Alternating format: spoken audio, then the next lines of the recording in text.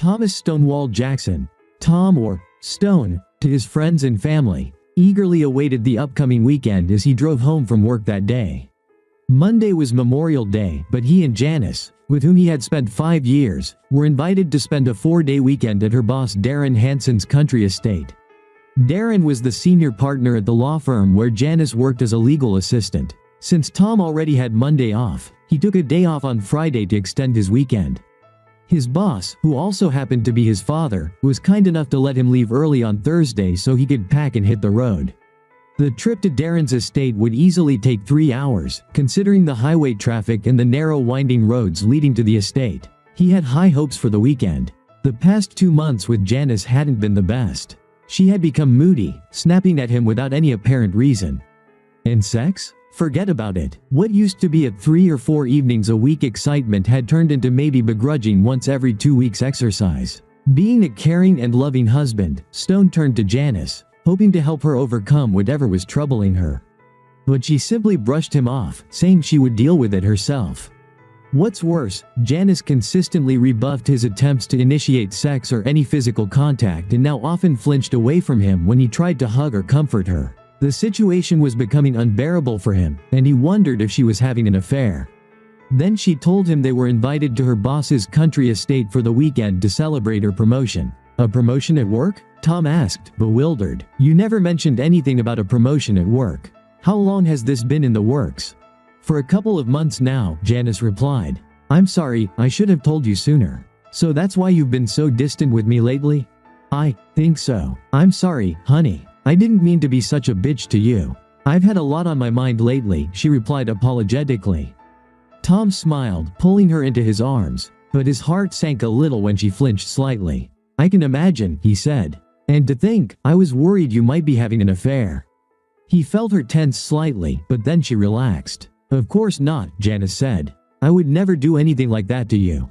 He heard her words, but something in her tone sounded unconvincing. I'm glad to hear that, Tom forced himself to reply, despite growing unease. Because that's just something I couldn't tolerate. I know, Janice said quietly. So, do you think you can get off early on Friday? 4 days out in nature would do us both good. Sure, I have plenty of free time. We can leave on Thursday after I finish work, if you'd like. That would be wonderful. I'll let Darren know, and by the time you get home, everything will be packed, she said. I promise, these will be weekends you'll never forget. Stone pondered her words as he filled his new pickup with gas. Weekends he'd never forget? He could only hope she meant that in a good way, but a part of him was feeling conflicted, especially after a rather serious conversation he had earlier with his father and uncle. He pulled into the driveway, turned off the engine, and headed into the house. True to her word, Janice had packed everything and prepared it for loading into the truck. He checked his bags, ensuring his belongings were packed and ready to go. He was impressed that Janice had even packed his toiletries into his travel bag. Then he grabbed the other bags. You've got enough stuff here for a week, he joked when she walked into the room in cut-off shorts and a t-shirt. I thought we were just going out of town for the weekend. You know me, I like to be prepared for everything, she joked back. Why don't you load up this stuff, and I'll finish up here?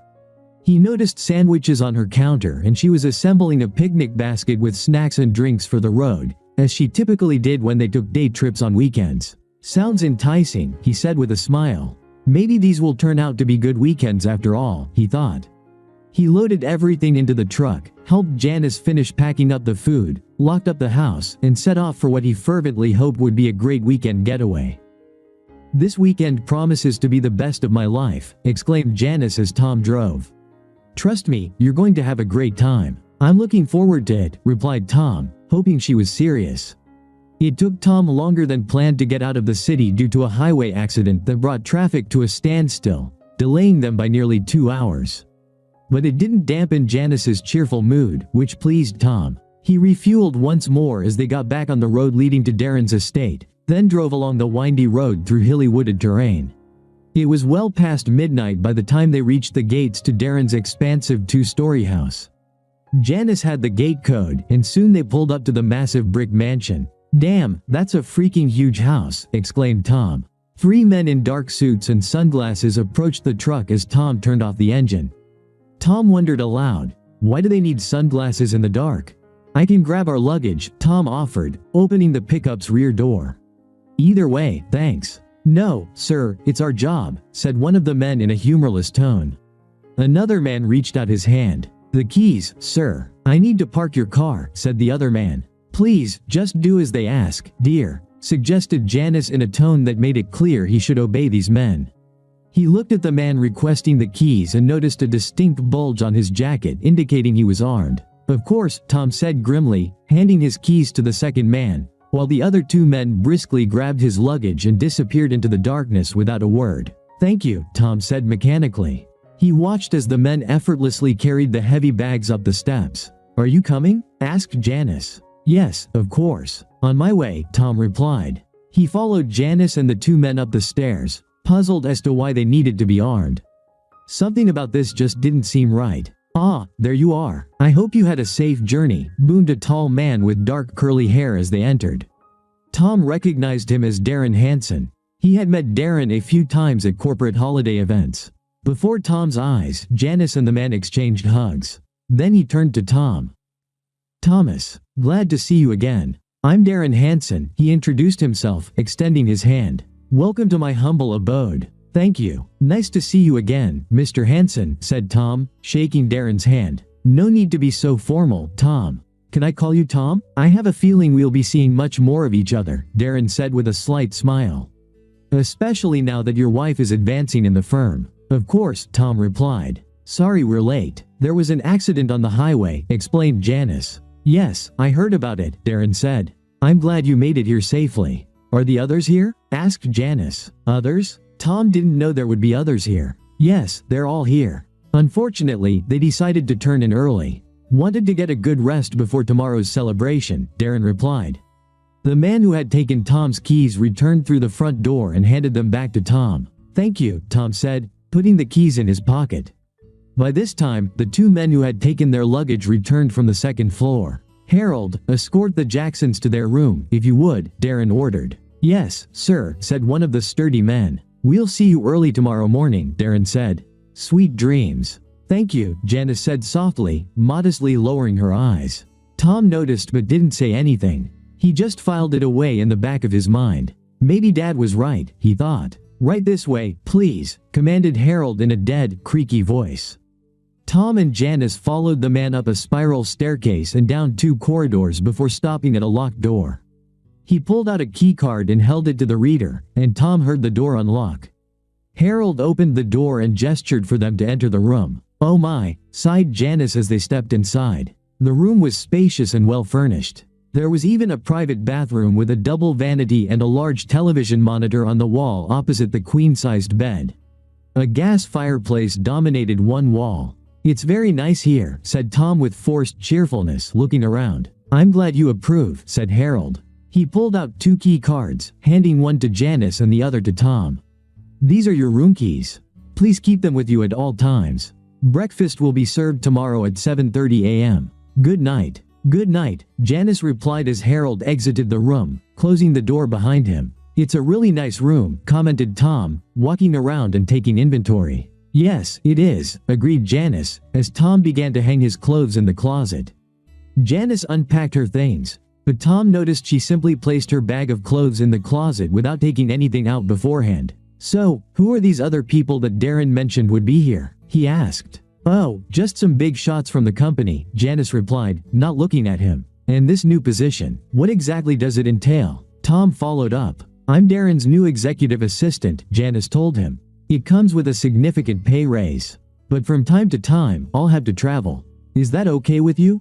As long as it doesn't disrupt our life, Tom said. You know, we've talked about starting a family. I know, but I might have to postpone that for a while, Janice said quietly.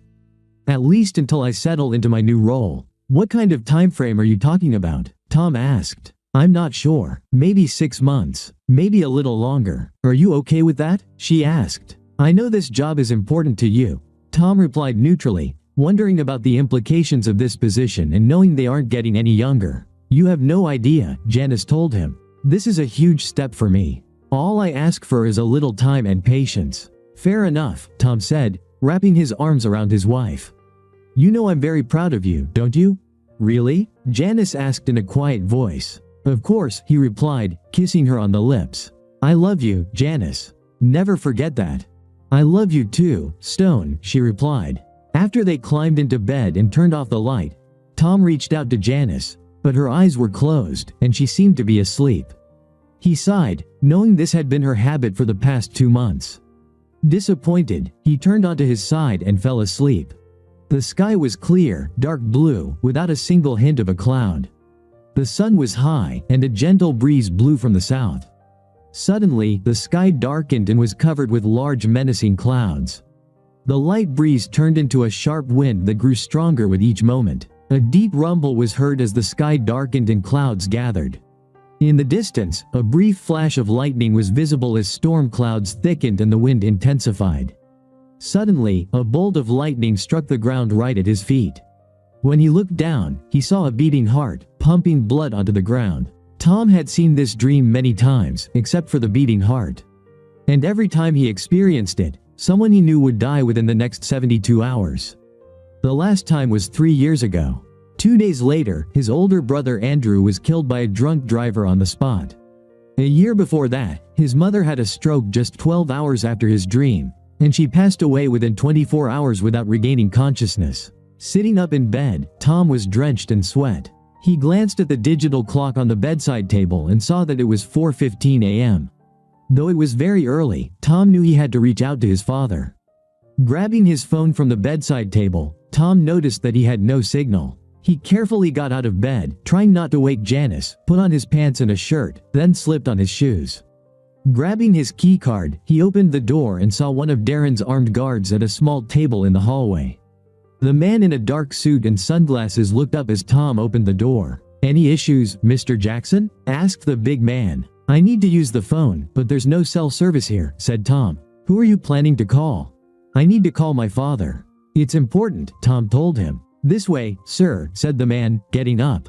Tom followed him into a smaller room adjacent to the corridor. "You can use this phone," he added, pointing to the phone on a small table next to a chair. "Just dial 9 for an outside line." "Thank you," said Tom, settling into the chair. He began dialing his father's number and noticed the man standing in the doorway. "Could I have some privacy, please?" "Of course," said the guard, turning away from the door. Tom couldn't believe the patience of this person. And why was he armed? He finished dialing the number and waited. His father picked up after the third ring. "Hello, who is this?" asked his father. Tom could tell the elderly man had just been awakened. "Hi, Dad. It's me, Tom. Sorry to call so early. I just wanted to make sure you're okay. I was in the middle of a very nice dream, remembering your mom, but I'm okay, Tom." "Did you have another one of your dreams?" "Yes," Tom said quietly. He heard his father sigh on the other end of the line. "The same kind you had before Andy's accident?" his father asked. "Exactly the same," said Tom. "I see. Thanks for letting me know, son. I'm fine, but I'll keep my ear to the ground. Why don't you try to get some more sleep? Okay?" "I will, Dad. I just wanted you to know," Tom told him. "I appreciate that, son. But I'm okay. I promise you'll have me around for a while longer," his father assured him. "Remember what I said and watch your back." They ended the call, and Tom returned to his room. "Everything okay?" asked the guard. "Yes, everything's fine. Thank you," Tom said before opening the door to his room. He undressed and climbed back into bed, and Jen sighed, turning to face him. "Where did you go? Is everything okay?" she asked sleepily. "Yes, everything is just fine. I had to call Dad," Tom said. "Oh," she groaned before rolling over again. From her breathing, Tom could tell she had fallen asleep once more. He closed his eyes, but sleep eluded him for another hour as he continued to ponder the troubling dream. Tom got out of bed at 6 a.m. and headed to the bathroom to attend to his morning duties. Afterward, he quickly showered, then changed into clean jeans and a polo shirt. Jen followed him into the bathroom, first opening the blinds. Approaching the nightstand, Tom picked up his watch, wallet, and glanced out the window. He noticed wrought iron bars attached to the outside of the window and wondered why they were there. There was no balcony, and the concrete pad of the driveway approach should have been at least 8 meters high. Looking outside, Tom saw a helicopter landing on a pad at least 50 meters from the house. He hadn't noticed it before, but it had been dark when they arrived last night. He also noticed guards carrying what looked like rifles over their shoulders. Tom couldn't help but wonder, was Darren expecting trouble? "Are you ready for breakfast, dear?" asked Jen as she emerged from the bathroom. "Ready as ever," said Tom, checking his wristwatch. "What happened last night?" she asked. "Another dream," said Tom. "You mean like before your brother was killed?" "Yes, exactly the same. I called Dad to make sure he was okay." "How is he?" she asked. "Great. I caught him in the middle of a dream." "I bet," chuckled Jen, which seemed vaguely unsettling to him as she finished getting dressed. "Oh well, let's go downstairs and have breakfast. I'm starving." "Don't forget your cane," she reminded Tom. The cane had been a gift from his father, given to Tom after he was discharged from the hospital many years ago. During his service in Iraq, the Humvee in which he was riding was hit by an enemy RPG. 2 other Marines in the vehicle were killed instantly, while Tom and another Marine managed to escape. Despite severe injuries, the 2 Marines were able to take cover and defend themselves until help arrived. Tom spent months in an operating and rehabilitation center and eventually was medically discharged. Fortunately, doctors saved Tom's leg, but he had to have his left thigh replaced. The rehabilitation center helped Tom learn to walk again, greatly aided by a cane. Although he could now move normally, he still experienced pain after prolonged walking, so he continued to use his father's gift. They approached Darren's table and found 3 more men and a woman waiting for them. Tom had briefly met these men before and knew they were Darren's law firm leaders, although he couldn't recall their names. He had never seen or met this woman before. "Everyone, I'd like to introduce my husband, Thomas Stonewall Jackson," announced Jen. Tom shook hands with the others. "Stonewall, huh? That's quite an unusual name," remarked Glenn Oldman, one of the firm's leaders. "My parents were big fans of Grand Ole Opry back in the day, so they named me after their favorite country and western singer from the 50s and 60s, Tom replied. "Dad used to joke that it was either that or Michael Stonewall Jackson." "Yes, I think I recall that name," Glenn replied with a smile. "He passed away about 10 years ago, didn't he?" "That's what I heard," Tom replied. The woman smiled as Tom took her hand. "I'm glad to finally meet you, Mr. Jackson. I've heard a lot about you." "I'm Eva Carson," she said. "Nice to meet you, Miss Carson. Please, call me Tom. I hope you've heard at least a few good things." "So, what do you do at the firm?" Tom asked. "I'm in charge of training and staff recruitment," Eva told him. "And please, don't hesitate to call me Eva. I've heard a lot of good things, and I have a feeling we'll be spending a lot of time together this weekend." "Oh?" Tom asked. "Why is that?" "With Janice's new position in your life, there will be a lot of changes," Darren announced before Eva could respond. "She's here to help you adjust." "Adjust? Why should I have to adjust to my wife's promotion?" Tom asked, more than concerned. He looked at Janice, expecting an explanation, but none came. "It's complicated," Darren stated flatly. "Let's have breakfast first, shall we? Maybe we can get to know each other a bit before we get down to business." They sat down as Darren's staff wheeled carts into the room. Before Tom's eyes, they set dishes of eggs, bacon, toast, and fruit in front of everyone. Another staff member went around the table, pouring coffee into cups. Tom also noticed the armed guards who took up positions on both sides of the door. "So, Tom, why don't you tell us a bit about yourself?" Rick Harmon, another executive director, asked. "Janice mentioned you were some kind of soldier or something like that." Tom glanced at Janice before responding. He had briefly told her about his service, but it seemed to have slipped her mind. As far as she could tell, anyone in a green uniform had served in the military. "I served in the military, but I was never just a soldier," Tom replied, taking a bite of his omelet, which he found delightful. "Oh, what were you then?" Rick asked, glancing at Janice. "I served in the Marine Corps," Tom answered. "Thank you for your service," Darren said. "What did you do in the Marines, if I may ask?" "Certainly," Tom said. "I was a reconnaissance sniper. I was assigned to a reconnaissance unit in the armed forces, where I was injured." "A reconnaissance sniper, huh?" Ryan Jones, the third leader at the table, pondered. "So, essentially, you were killing bastards. Is that right?" Tom noticed the other executives and security service personnel exchange glances before responding. "I suppose that's one way to put it," Tom said. The looks around the table turned uneasy, and Tom wondered what was going on here. 32 enemy soldiers didn't fulfill their missions, he added casually, but with a tone resembling a warning from a venomous snake. "Though it's been years since I've had to kill anyone." His military mind chastised itself. Had he revealed his position or warned them?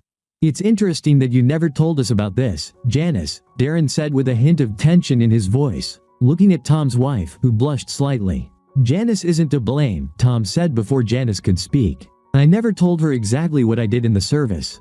Partly because some of it is still classified, and partly because it's a period of my life I'd rather forget. But now you're an accountant. Is that right? Rick hastily interjected, stepping in to diffuse the tension that had suddenly settled over the table like a cloudy day. Yes, I was discharged after rehabilitation, and I went to college to get a business degree. That's where I met Janice. Now I'm a forensic accountant working for my father, Tom explained. What does your father do? Glenn asked. He heads Jackson's specialized investigations. Mostly corporate work, Tom replied. I've heard of them, Rick mused. From what I've heard, they do good work. They finished breakfast, engaging mainly in light conversation. But it didn't ease Tom's uneasy feeling about it all. He'd learned to trust his instincts on the battlefield, as they had saved his life more than once. Well, it looks like a beautiful day outside. Eva, why don't you give Tom a tour of the house while we head out to the backyard? Darren suggested. Of course, Eva replied. Tom glanced at Janice, trying to read her thoughts, but couldn't. Her expression was one he wouldn't want to play poker against. Go ahead, dear. Everything will be fine, she encouraged, though a bit strained. Yes, okay, Tom said. He felt uneasy in this situation, but he sensed there was little he could do right now. So, he yielded to Darren and Janice. Intelligence and reconnaissance. Intelligence and reconnaissance, he repeated to himself. Taking his cane, he looked at Eva. Are you ready, Tom? She asked briskly, a liveliness he knew to be fake. Of course, Tom replied, hoping the turmoil in his stomach would settle.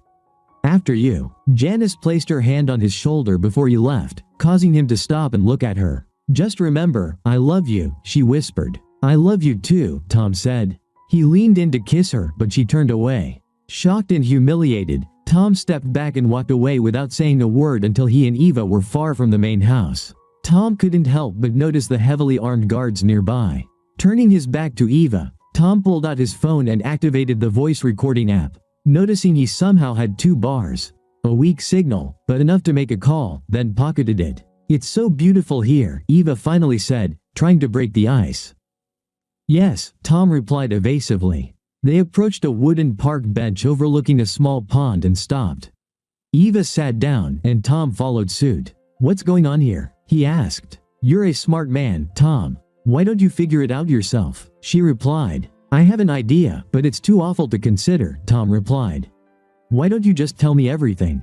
Alright, as you know, Janice has been chosen as Darren's next executive assistant, Eva began. Yes, I already know that. Janice told me about it. But that's not all, is it? No, Eva said. Your life is about to change, Tom. Whether it's for the better will depend on how you react. You know that Janice loves you, don't you? I've heard her say it. But honestly, it's hard for me to believe right now. Trust me, she really loves you, and she wants the best for both of you. That's why she's willing to do whatever it takes to secure your future, lectured Eva. You do support your wife in her career goals, don't you? Of course, I always have, said Tom. He felt much like he did one night many years ago, slowly crawling through the ground, feeling for mines under a high-tech heat-dissipating cloak. I'm glad to hear that from you. Then you must understand that the next year or 2 will be just a minor bump on the road to a long, happy marriage. A year or 2? She mentioned 6 months. Why are you saying this? What's going to happen in the next 2 years? Tom asked pointedly. And what exactly is your role in all of this? I'll get to that. My role is to prepare you for what's coming, and to ensure that you fully understand and accept Darren's expectations. For you and your wife. Why should I care about Darren's expectations of me? I don't report to him, and he doesn't sign my paycheck, Tom growled, his patience wearing thin. No, he doesn't, but he signs hers. And your silent agreement will greatly facilitate Janice's work, explained Eva. Silent agreement? What the hell are you talking about? I'm sure you've noticed that Darren is what most people would call an alpha male, stated Eva, as if it were as obvious as a giant flashing red neon sign. In other words, he's an egotistical, self-absorbed jerk, growled Tom. Eva smirked, and it was the first genuine sound she made, and the first one he believed. Let's just say, he expects people to obey, to do what's expected of them. This includes Janice, and, as a result, you. In other words, he wants to sleep with my wife and expects me to just accept it. Isn't that what you're trying to tell me? His temperature rises, but he keeps it tightly under control. I wouldn't use that terminology, but essentially, yes. In fact, they've already been intimate several times, said Eva, noting the pained expression on Tom's face. And how do you know this? Tom asked. I was there. I recorded it, said Eva in an even tone, as if recording the sex of two people was the most natural thing one could do. Are you kidding me? Not at all, Tom. Here, take a look. Perhaps you'll find it interesting, said Eva, handing her phone to Tom. He watched a short video clip in which Janice and Darren were having sex like animals. This is interesting. Do you mind if I keep a copy? Tom asked. It could come in handy for him in case of a divorce, he thought to himself. Not at all. I saved this clip specifically for you. Using the phone's Bluetooth function, Tom saved a copy onto his own phone. Tell me something, Tom. How has your personal life been lately? Not that it's any of your damn business, but for the past couple of months, it's been practically non-existent. Why do you ask? Actually, it is my business. And the reason is simple. Darren instructed Janice to keep you at arm's length most of the time. He's very protective of his possessions. What? And she just went along with it? Tom growled through clenched teeth, his anger escalating. Of course. Now he owns her. She obeys him just like all his previous assistants did. And he'll expect you to report to him as well. Tom bristled at the word owns. He can expect in one hand and crap in the other. Let's see which one fills up first, Tom snarled through clenched teeth. He saw a smirk on her face and had the urge to wipe it off with the back of his hand. So what does this jerk expect from me? Money? Unlikely, chuckled Eva. He expects obedience from you. Your submission. And he'll expect you to publicly demonstrate that tonight in front of the other senior partners. What are you talking about? What does he want from me? The dynamics of your marriage will drastically change while Janice is in her current position.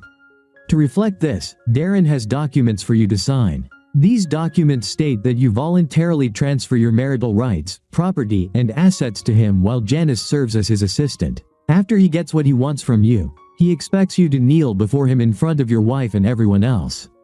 And he expects you to perform oral sex on him. In conclusion, Eva said with an indifferent expression, I know it's difficult to hear, but this is what Janice expects from you.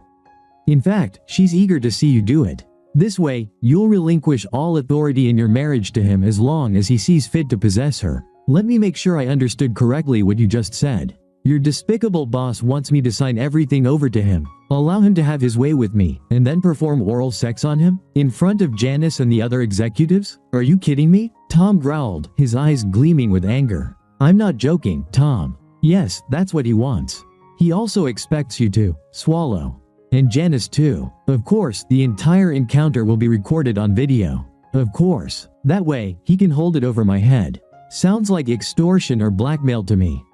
In your words, it sounds distasteful. But it would be used to keep you in check, Eve said nonchalantly.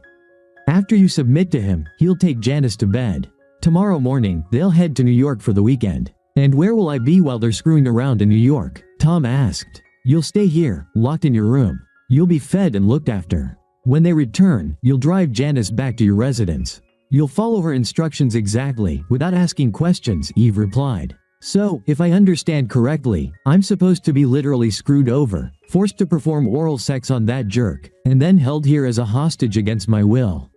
And what do I get out of this? If you agree to Darren's program, you'll remain relatively unscathed, aside from a bit of humiliation. And when he's done with Janice, you'll receive good compensation. So, you idiots conspired with my soon-to-be ex-wife to destroy my marriage, take away the business of my entire life, and literally rape me. Is that right?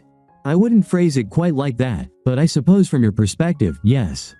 We've been working on this together, said Eva in a neutral tone. Did he do this with his other assistants? Asked Tom. Yes, said Eva. And they agreed to this crap? They did, Eva told him. In fact, their husbands thoroughly enjoyed it. What harm could it do? Janice would be pleased to see you bring pleasure to her master. I'm sure she would do just that. They both can kiss my ass and bugger off, hissed Tom. And you can tell that asshole if he tries to come after me, I'll do everything in my power to make sure it's the last thing he ever does. I understand you're angry, Tom. And you have every right to be. But in the end, you would win.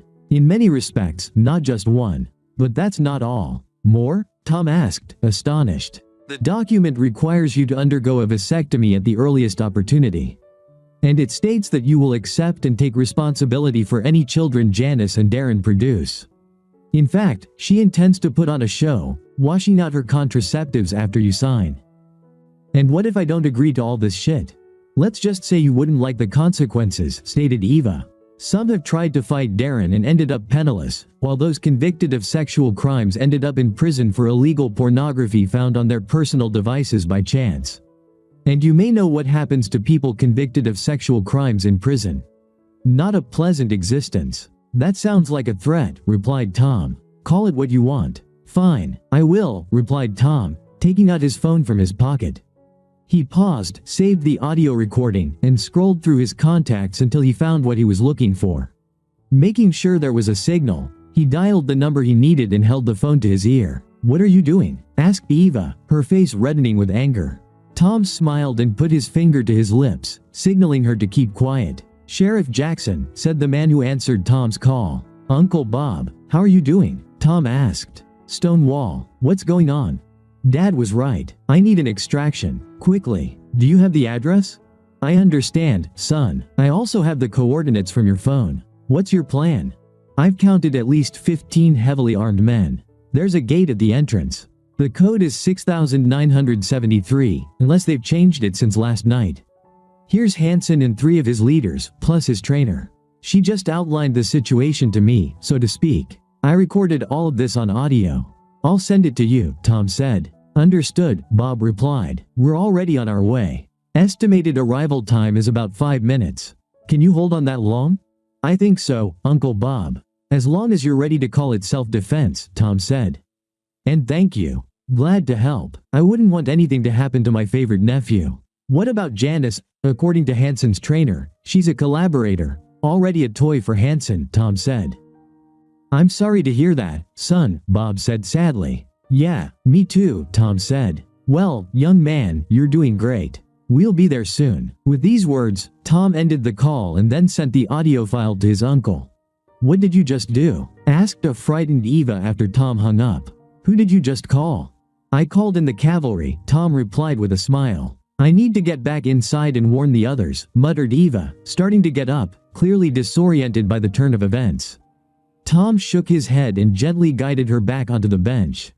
She stared at his sniper-like expression with horror and admiration. I don't think so. We'll sit here and enjoy the sunshine for a few minutes. It might be the last sunlight you see for a while, said Tom, allowing himself a satisfied smile.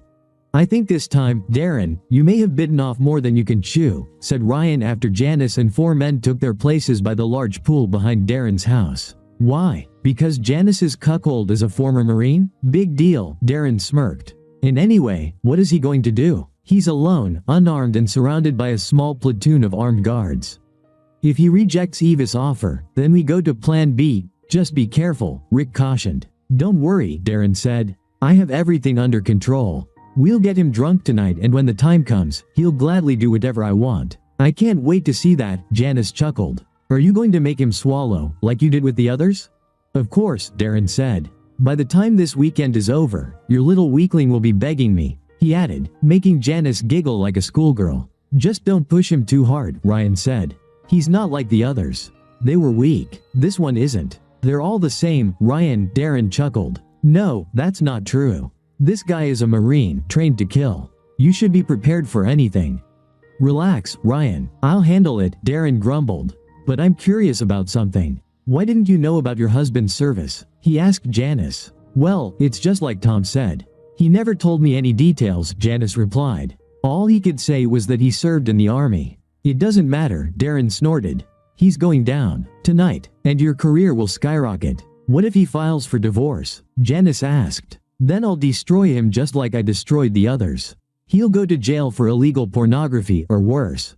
Don't worry, darling. I'll take care of him. What's that sound? Glenn asked, looking around. Everyone fell silent and listened. The distinct sounds of helicopters could be heard around them. Suddenly, one of Darren's guards ran up to the pool. We have a problem, Mr. Hansen, he said irritably. What is it? Darren asked. They heard shouts and sounds of a scuffle between men. Then they saw 2 police officers in uniforms and bulletproof vests approaching the pool with rifles at the ready. "Halt," ordered one of the sheriff's deputies. "Drop your weapons," said the deputy to Darren's guard, who immediately complied, not wanting to be shot.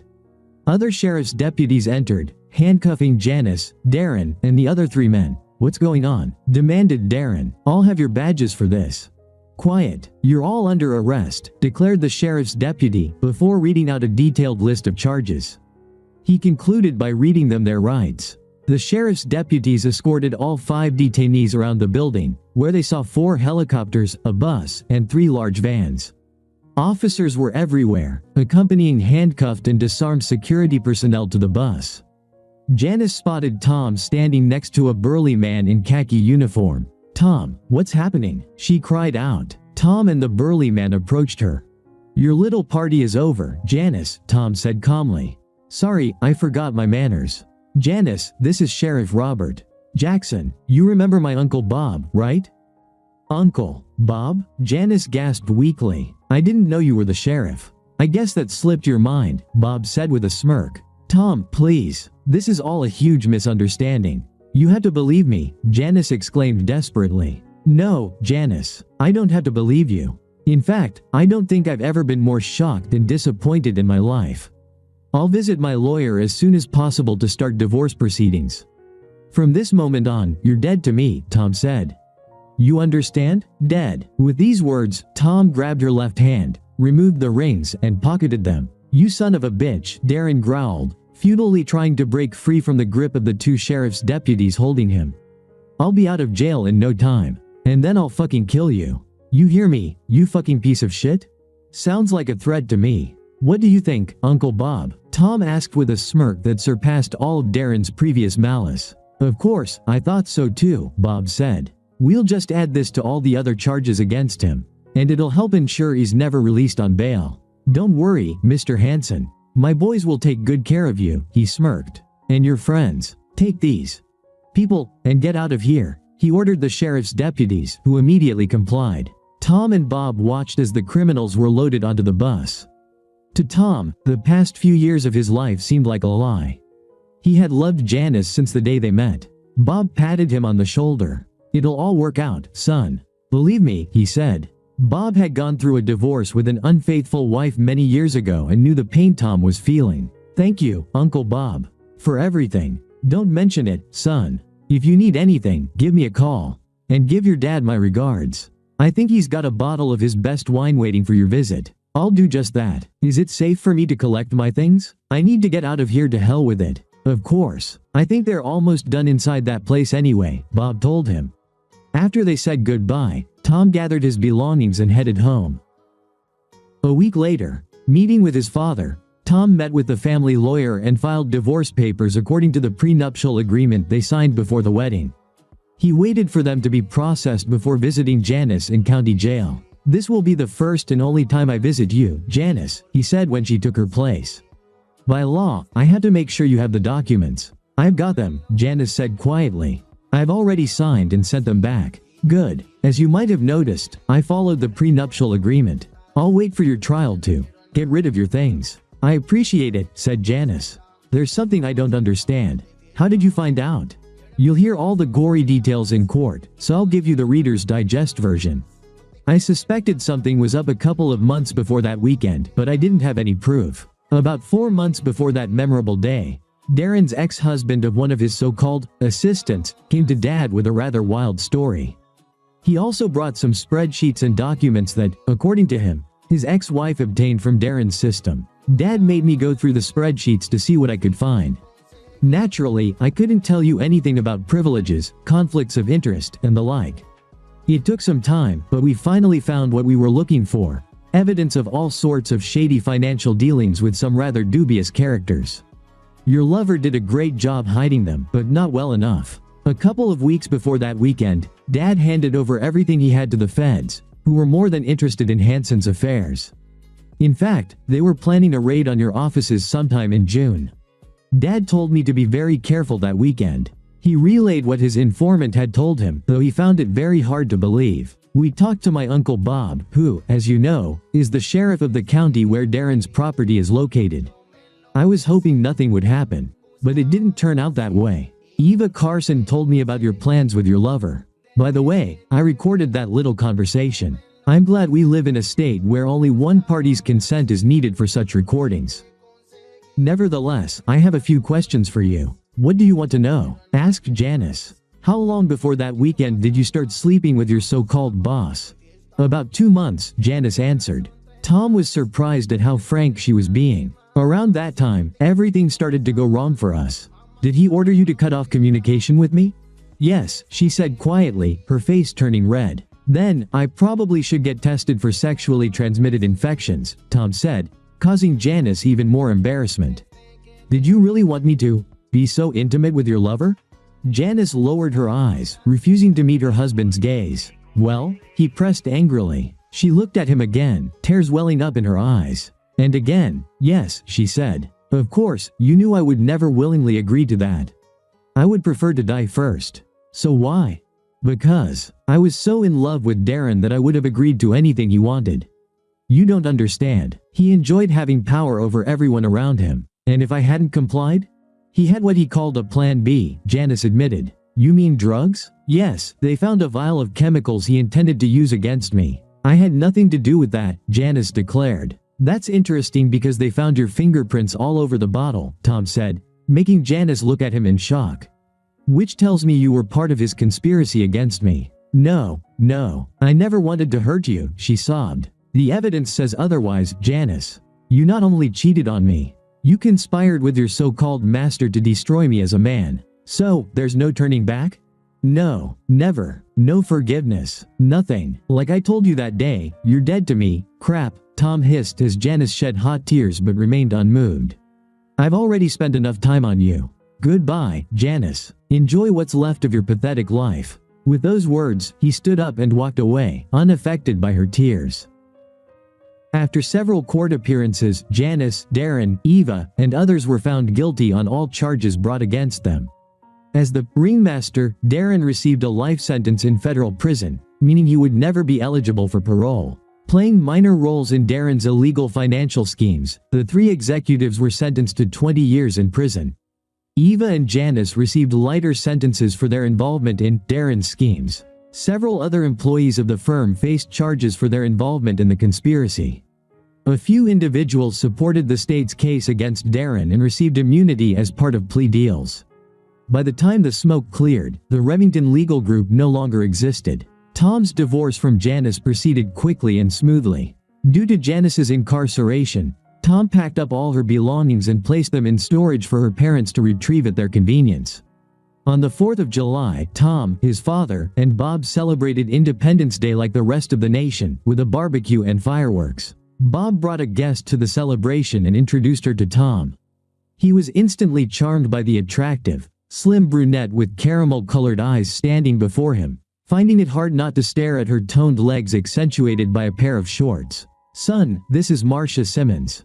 She just moved here from Dallas and started working with me a couple of weeks ago. Are you a deputy sheriff? Tom asked. Sure am, Marcia said confidently, her face lighting up with a smile. She's also a former Marine, Bob added. Just like your dad here. Marcia, my nephew also served in the Corps. Force Recon Sniper. Semper Fi, Marcia said. Hoorah, Tom replied. I think we'll get along just fine, he said, beaming a wide smile. I think so too, Marcia agreed. Will you offer the lady a beer? Sure, Tom replied. I wouldn't mind a cold one myself. He took out 2 beers from his father's fridge and handed one to her. Your uncle told me about your last operation. Sounds like a well-executed one, Marcia said as they sat down. I'm sorry for what you had to go through with your ex. Yeah, well, I guess these things happen, Tom remarked quietly. The divorce will be final soon. What about you? I noticed a mark on your ring finger. Were you married too? Yes, I was, Marcia said. Clearly, my husband wasn't like that, if you catch my drift. One evening, I came home early and caught him in bed with his secretary. In our bed, no less. That's tough to hear. In my opinion, he was an idiot, Tom said, eyeing her figure. I agree, Marcia said. I'm just glad we didn't have kids. Do you have any children? Fortunately, no. We talked about starting a family, and then everything went to hell. Tom and Marcia spent most of the evening talking and were thrilled when Bob and Tom's father set off fireworks. By the end of the evening, Tom felt much better. At least he believed he had met a kindred spirit in Marcia. Are you ready to head back, Marcia? Bob asked after they finished the fireworks. I think now is a good time, she remarked, turning to Tom. I had a wonderful time, Tom. It was really nice to meet you. I had a wonderful time too, Marcia. And I'm really glad to have met you. Actually, I'd like to see you again if you don't mind. That would be more than fine, Tom, she said with a wide smile. Here's my number, she added, handing him a card with her cell number. Your uncle keeps me busy, but I'm usually free Saturday evenings. Give me a call. Will do, Tom said, returning her smile. He took her card, noting his uncle's wink and smile. I'll call you this Thursday. Then we'll talk, Marcia said before kissing him on the cheek. They said their goodbyes and left. Pretty young lady, Tom's father said after they left. Yes, very sweet, Tom said with a broad smile. I hope you intend to keep your promise to her, said the elderly man. Absolutely, Tom replied. Good lad, his father said, patting Tom on the back. Come on, help me clean up, and let's see if we can finish off the rest of this beer. Are you going to give me tomorrow off to sleep in? Tom asked. Damn no, his father replied with a laugh. Chuckling in response, Tom joined his father, thinking about the lovely brunette with the sexiest legs he had seen in a while.